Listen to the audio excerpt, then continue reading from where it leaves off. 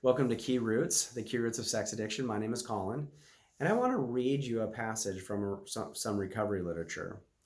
It reads, "Willingness, honesty, and open-mindedness are the essentials of recovery, but these are indispensable.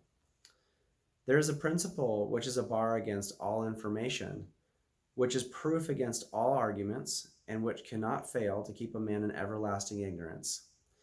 That principle is contempt prior to investigation." Now, I want you to understand that in my recovery, I have not been willing to do what was asked of me. Now, this unwillingness has been a part of my life for many, many years. Contempt towards ideas other than my own has been a massive problem in my life.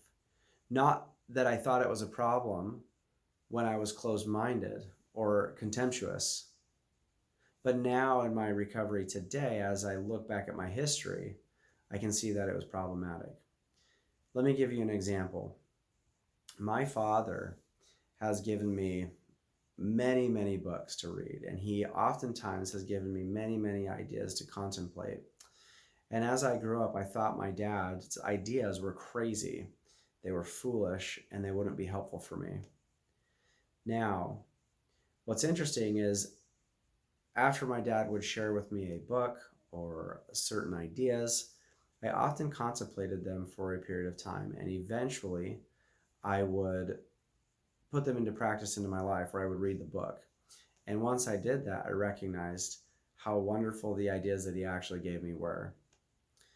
This particular character trait that I've carried with me, this closed-mindedness, this contemptuous nature, I believe has kept me in recovery or out of recovery in the past.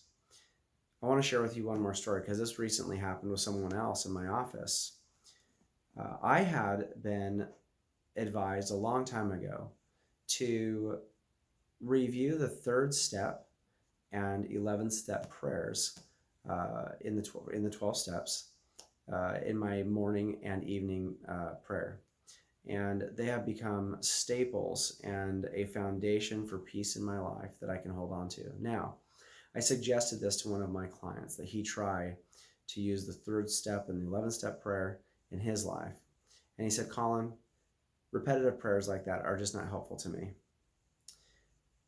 I then asked him if he had used those prayers, and he said a couple times.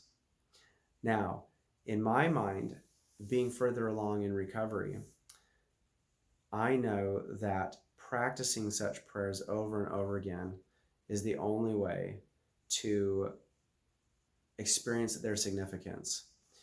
And this man had only tried them a couple times.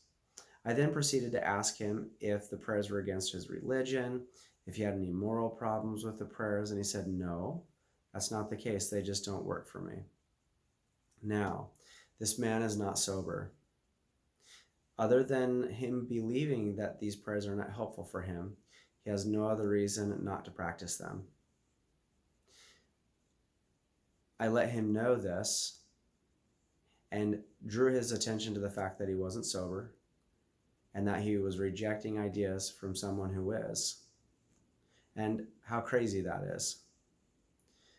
To help him understand that he's rejecting ideas that have kept many people sober for long periods of time. And the point ultimately is that when we are closed-minded and contemptuous to ideas from individuals who have gone before and who have been successful in their endeavors, that we may be rejecting ideas that could save us from our own addictions.